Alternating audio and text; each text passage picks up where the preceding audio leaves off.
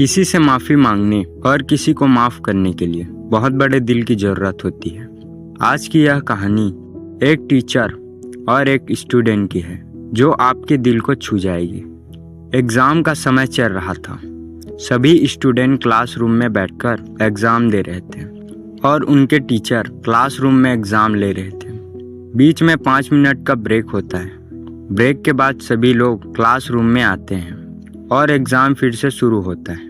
तभी उसमें एक स्टूडेंट खड़े होकर कहता है, सर मेरी घड़ी खो गई है, जो कि बहुत ही महंगी थी।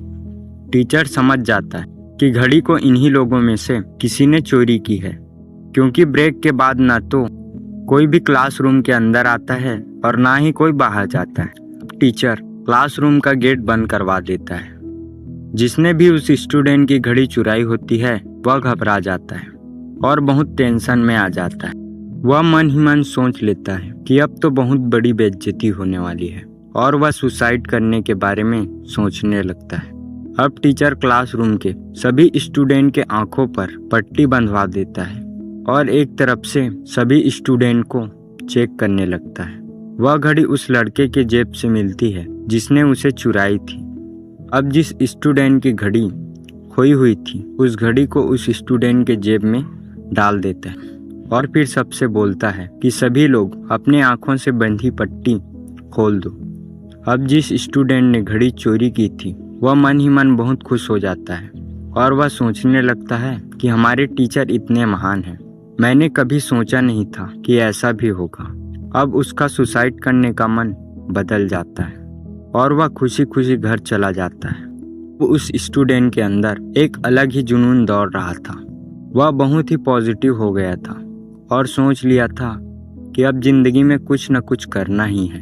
अब वह लड़का सक्सेसफुल होने के लिए खूब मेहनत करने लगा और वह एक बहुत ही बड़ा सक्सेसफुल बिजनेसमैन बन जाता है। अब एक दिन उस स्कूल में बहुत ही बड़ा फंक्शन होता है और उस लड़के को एक चीफ गेस्ट के रूप में बुलाया जाता है।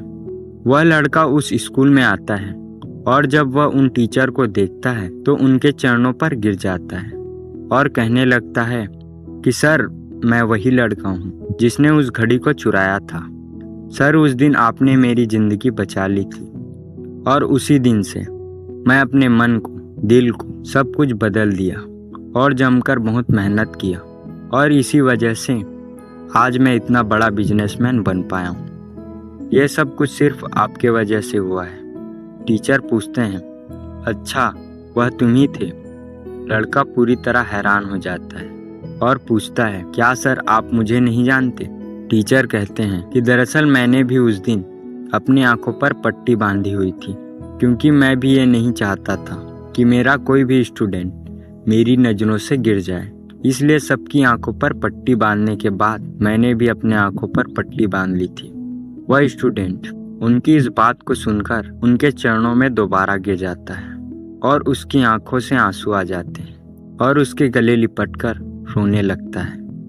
दोस्तों, इस खूबसूरत कहानी से आप बहुत कुछ सीख सकते हैं और आप सोच सकते हैं कि ऐसा भी हो सकता है आप जिंदगी में सिर्फ लोगों की गलतियों पर फोकस करते हैं, लोगों की गलतियों को ढूंढने में अपना समय बर्बाद कर देते हैं। आप लोगों ने देखा होगा कि लोग अपनी ज़िंदगी में सिर्फ लोगों की गलतियों को ढूंढते रहते हैं, जैसे अपने भाई की गलती, अपने पड़ोस की गलती, अपने दोस्त की गलती या फिर देश में सरकार की गलती निकालते रहते हैं और दिन भर एक दूसरे की गलतियां निकालेंगे और एक दूसरे से चुगली करते रहेंगे। तो फालतू के समय को बर्बाद करना बंद करें और दूसरों में सिर्फ गलतियां ही नहीं उनकी अच्छाइयों को भी देखो और लोगों को माफ़ करो।